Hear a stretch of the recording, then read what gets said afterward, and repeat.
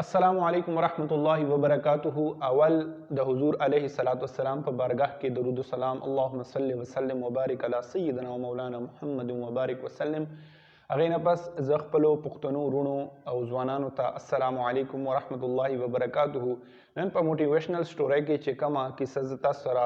بیان کوم تاسو سره شیر کول غواړم ا د یو غل کیسه ده چې یو غلو نو شپې خپل زوی سره روانو چرته په بازار کې ګرځېدو چرته په کوڅه کې ګرځېدو نو یو کور طرف ته غل اشاره وکړه خپل زوی ته وی چې بچیا دا وګوره دا کور دی چې دې کې ما لزل اغلا کړی ده نو هغه زوی ورته وی چې بابا جان دا خو ډېره عجیبه خبره نه ده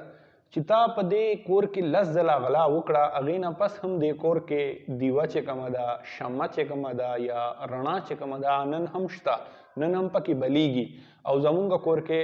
دومره زیات غلا نه پس هم تا چې کومه ده توره تیاره ده زمونږ کور کې نو دې نه مونږ ته دا سبق ملاویږي چې الله پاک د هغوی کور کې د هغوی خلکو په زندگی کې د هغوی خلکو په مال کې د هغوی خلکو په جان کې د هغوی خلکو په نیکی کې اضافه کوي چې د نورو په هغې نیکی کې شاملوي په دولت کې شاملوي په ښېګړې کې شاملوي مطلب مې دا دی چې تاسو کله هم څه علم وي در سره تاسو سره څه دولت وي تاسو سره څه فن وي چې کله تاسو نورو خلکو ته ښایي نورو خلکو زندگی کې رڼا پیدا کوئ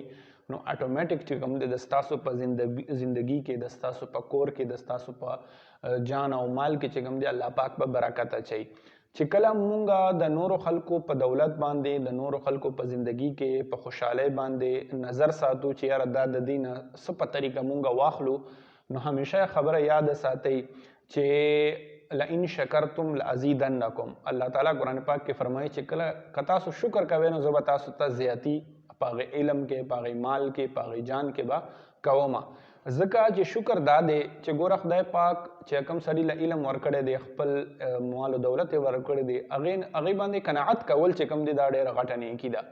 او دا یو عبادت هم دی چې کله تاسو د نورو خلکو مدد کوئ د نورو خلکو هیلپ کوئ نو تاسو سره چې کم هم فن دی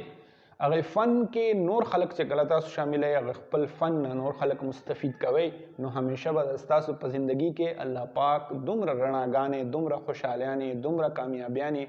پیدا کی چې تاسو خپله به نه پوهیږئ چې دا رزق د کامیابي د عزت د کوم ځای نه را روان دی د دې ښکلي میسج سره نن زه تاسو نه اجازت غواړم السلام علیکم ورحمة الله وبرکاته